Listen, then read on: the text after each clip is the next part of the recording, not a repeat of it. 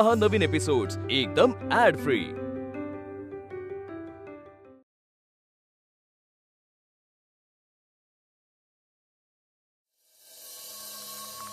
मास्तर आलेत ते। अण्णासाहेब नमस्कार, आत येऊ का?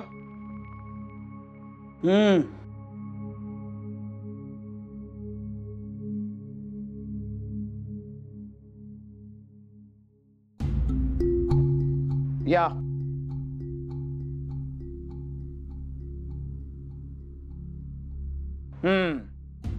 खाली काय चाललं होतं? ही पत्रके वाटत होतो। आमच्या कंपनीमधील पोऱ्याने सांगितले कुणी दोन व्यक्ती कसलीशी पत्रके वाटत आहेत। म्हटलं बघूयात तरी कोण आहेत ते, जे आपल्यासाठी आलेल्या गर्दीमध्ये स्वतःची प्रसिद्धी करून घेत आहेत। अण्णासाहेब, आमचा उद्देश तोच होता। स्वतःची प्रसिद्धी? नाही, तुम्ही गैरसमज करून घेऊ नका। आम्ही वृत्तपत्रे सुरू करीत आहोत, त्यामुळे आमचा उद्देश हा होता की त्याची माहिती अधिकाधिक लोकांपर्यंत पोहोचावी आणि तुमच्या नाटकाला येणारा प्रेक्षक हा सुजाण आहे, सुसंस्कृत आहे। आमची वृत्तपत्रे ते देखील वाचतील म्हणून आम्ही ठरवले इथे येऊन। आम्ही जशी आमच्या नाटकांची जाहिरात करतो तशी। कसं आहे बाळांनो, तुम्ही इथे ज्या गर्दीसाठी आला आहात ना, ती गर्दी स्वतःचा वेळ आणि पैसा गुंतवून येते, ती सुद्धा स्वतःच्या करमणुकीसाठी। आणि त्यांना इथं आणण्यासाठी आम्हालाही प्रचंड कष्ट उपसावे लागतात। ती गर्दी अशी आयती नाही लाभत बरं का? अण्णासाहेब, मुळात कला आणि क्रांती या एकाच नाण्याच्या दोन बाजू नव्हेत का? तुम्ही उत्तम कला सादर करून माणसे जिंकता आणि आमचे वृत्तपत्र क्रांती घडवून माणूस जिवंत ठेवेल। आणि आम्ही लोकांकडून वर्गणी आकारणार आहोतच, पण ती अतिशय नाममात्र आहे। परंतु त्यांच्या मनात क्रांतीची ज्योत तेवत राहावी म्हणून दर आठवड्याला त्यांचं प्रबोधन होईल असे मार्मिक आणि दर्जेदार लेख त्यांना पुरवणं हे आम्ही आमचं कर्तव्य समजतो। आणि जाहिरात ही एखादी वस्तू विकण्यासाठी केली जाते। आम्ही आता जी जाहिरात करतोय ती फक्त वृत्तपत्र विकण्यासाठी नसून लोकांच्या मनात विचारचक्र सुरू व्हावे या उद्देशाने। हे पाहाल,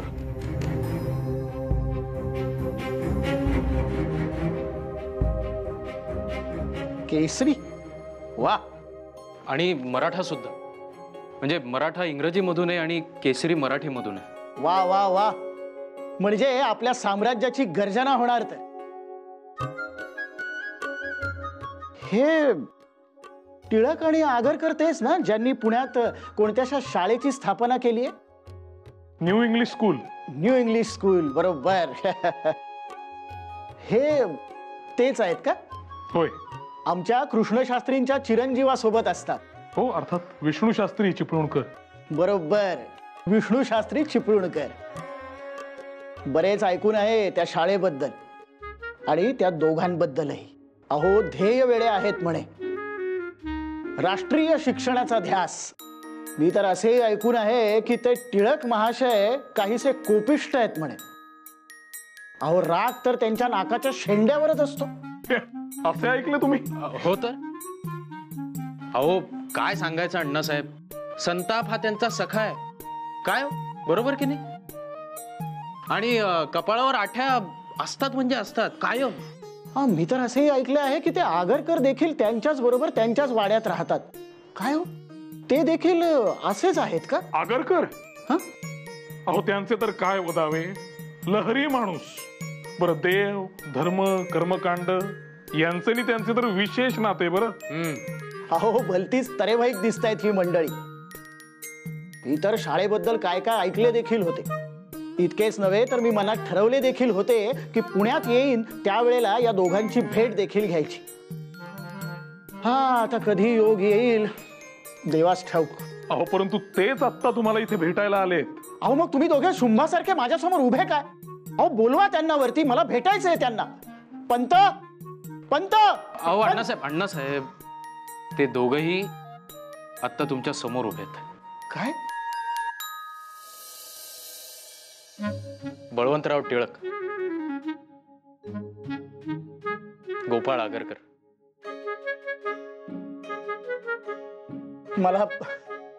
मला क्षमा करा, मी ओळखलं नाही तुम्हाला. हरकत नाही. अब तुम्ही उभे का? तुम्ही बसा ना, बसा बसा बसा. अण्णासाहेब तुम्ही बसा. अहो नाही, तुम्ही बस. घ्या घ्या घ्या. अहो टिळक महोदय. अहो अण्णासाहेब बसूनच बोलूया. या बसा बसा बसा. खरंच आम्हास माफ करा, मी ओळखलं नाही तुम्हाला. अहो असं म्हणू नका अण्णासाहेब. खरं तर आमच्यामुळे तुमच्या कार्यामध्ये अडसर निर्माण झाला, त्याबद्दल आम्हालाच वाईट वाटतंय. अच्छे हो. अहो अडसर कसला, आत्ता तर कुठे तुमच्या कार्याची सुरुवात होती.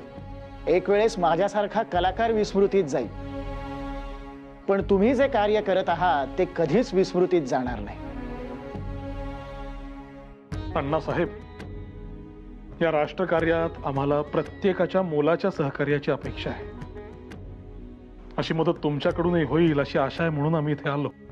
निश्चितच या देशासाठी, या मातीसाठी तुम्ही एवढं आमूलाग्र योगदान देताय, त्यात माझाही हातभार हा लागणारच आहे. तुम्ही एक काम करा, ही पत्रके माझ्याजवळ द्या, आणि तुमच्याजवळ आणखीन पत्रके असतील तर तीही द्या. अहो द्या द्या, संकोच करू नका, द्या. आजपासून ही सर्व पत्रके हा अण्णासाहेब किर्लोस्कर स्वतः आपल्या हाताने वाटेल. तुम्ही या कामाकरता एवढ्या लांबून इथवर आलात, यातच तुमचा या कामाप्रती असलेला प्रामाणिकपणा दिसतोय. अहो कधीतरी आपले कार्यक्षेत्र विस्तारायचे होतेच, मग त्याची नांदी आत्ताच का करू नये? बळवंतराव, लाख मोलाचे बोललात तुम्ही. अगदी तुमच्या नाट्यगीतासारखे.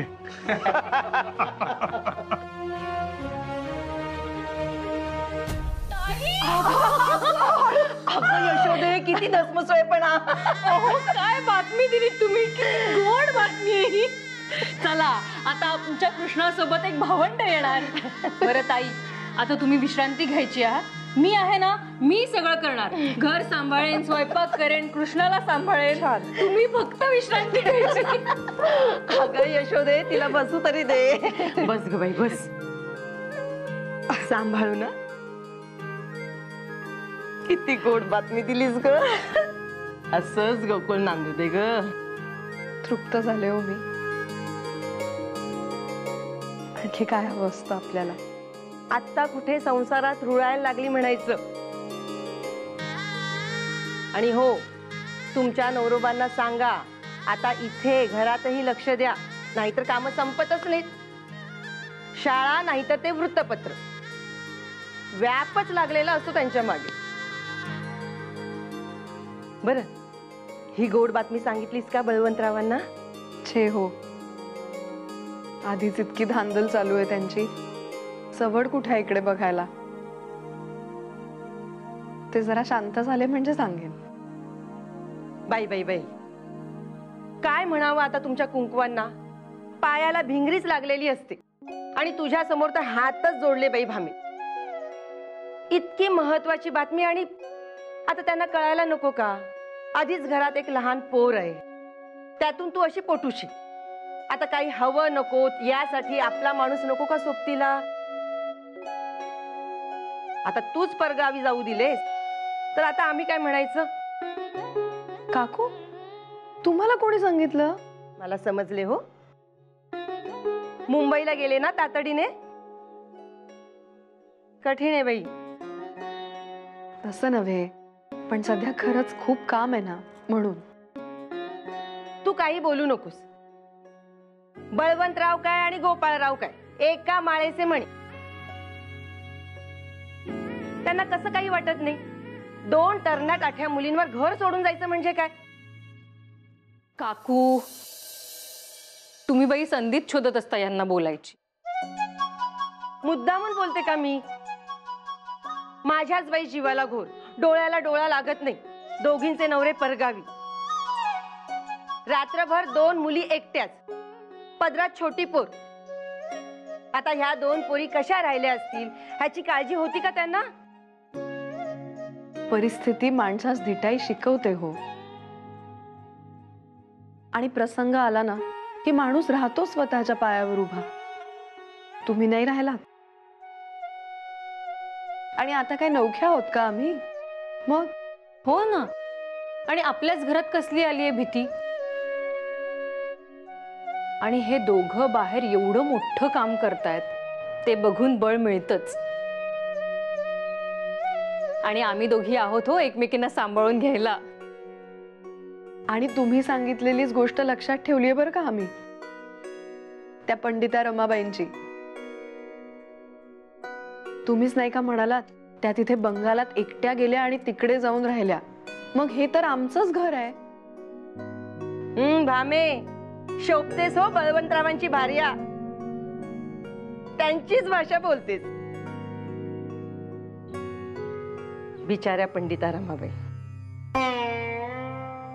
कितीही शिकलो ना तरी आपण आपलं नशीब बदलू शकत नाही. का? काय झालं त्यांना? नवरा निजधामास गेला त्यांचा. पदरात वर्षभराची पोर आहे. आता त्या परप्रांतात एकट्या. कुठे राहत असतील, कशा जगत असतील कुणाच ठाऊक. इतकं शिकूनही पदरात ना सुख ना समाधान. म्हणून सांगते हो पोरींनो, आपल्या कुंकवाची काळजी घ्या. त्यांना सांगा देशाचा उद्धार करा, पण आपलं घर, आपलं माणूस आणि मुख्यतः स्वतःला जपा. बाई कितीही दागिन्यांनी मढली ना तरी बाईचा खरा दागिना कुंकूच. त्याचं मोल इतर दागिन्यांना नाही.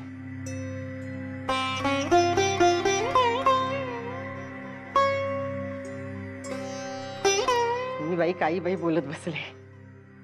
भामे, आता स्वतःची काळजी घ्यायची हं. आणि तुझ्यासाठी पौष्टिक लाडू मीच बनवणार, कळलं? आणि आम्ही दोघी आहोतच ना मदतीला. कृष्णेलाही मीच सांभाळणार हो. बर.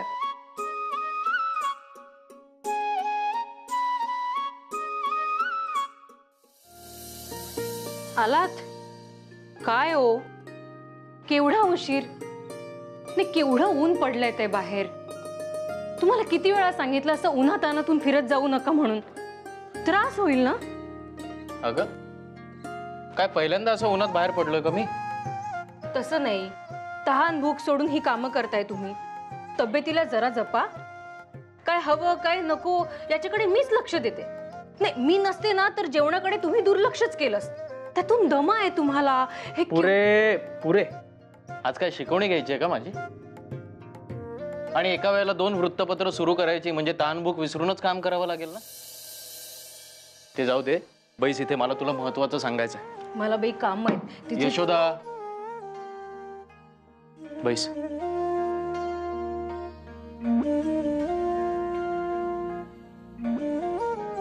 हे काय? हे रोजच आहे. तर चुलीवरच्या भांड्यांनी होतोच काळा हात. बोला, कुठवर आलंय काम? काम उत्तम वेगाने सुरू आहे. सर्व तयारी झालेली.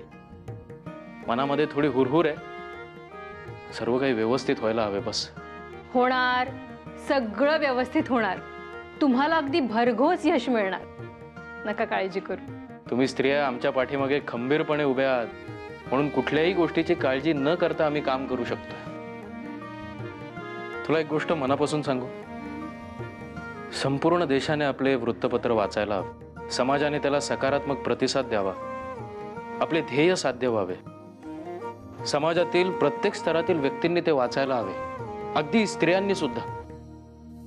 म्हणून कानी कपाळी ओरडून तुला सांगत असतो, लिहायला वाचायला शिक म्हणून. हे हात चुलीच्या भांड्याने काळे होण्यापेक्षा शाईने काळे झाले तर अधिक समाधान वाटेल मला. अहो, काहीतरी बोलू नका. नाही तर काय. आता घरामध्ये वृत्तपत्र सुरू करतोय. स्वतःची शाळा देखील सुरू केली आपण. पण तू हे म्हणजे बाहेर निरांजन लावायचं, पण स्वतःच्या घरी मात्र अंधार. सर्व प्रकाश जगाला. ते काही नाही. मला भीती वाटते. कसली भीती? त्या काकू पण सांगत होत्या. काय सांगत होत्या काकू? त्या रमाबाई त्यांच्याबद्दल. पंडिता रमाबाई. हा, त्याच. केवढ्या शिकल्या त्या, झगडल्या शिक्षणासाठी, पण नशिबात सुख नाही. नवऱ्याची सोबत सुटली, त्यात पदरी लहान मूल. हे सगळं ऐकून मला असं वाटतं, जर शिक्षण घेऊन हा सगळा त्रास सहन करायचाच असेल तर मग कशाला घ्यायचं शिक्षण? हा त्रास कोणालाही चुकलेला नाही, परंतु मुद्दा प्रगल्भ होण्याचा आहे. मला एक गोष्ट सांग, इतर कुठल्याही स्त्रीबद्दल न बोलता आपण पंडिता रमाबाईंबद्दल का बोलतो? कारण त्या शिकलेल्या होत्या, इतरांपेक्षा वेगळ्या वाटेनं चालल्या. म्हणून ना, तुमची वाट जेव्हा इतरांपेक्षा वेगळी असते तेव्हाच लोकांसाठी तुम्ही उदाहरण ठरतात, तेव्हाच लोक तुमचे दाखले देतात. अगं बाई, खरंच की हे माझ्या ध्यानातच नाही आलं. अहो, आम्ही खरंच दुसऱ्या कोणाबद्दल काहीच नाही बोललो. पटले ना आता तरी? पण म्हणजे मग मी शिकले तर लोक माझ्याबद्दल पण बोलतील? कोणीतरी आपल्याबद्दल बोलावे म्हणून शिकायचे असते का? आपण शिकायचे असते स्वतःसाठी, ज्ञान मिळवण्यासाठी, आयुष्याला काहीतरी अर्थ प्राप्त व्हावा म्हणून शिकायचे असते. काय समजतंय ना मी काय बोलतोय ते? नुसतं म्हणून चालायचे नाही. आता निर्णय घ्यायची वेळ आली आहे. चला, मी शास्त्री बुवांकडे निघतो. ही महत्वाची कागदपत्रे घ्यायला आलो होतो. आता तरी ते हात धुवा.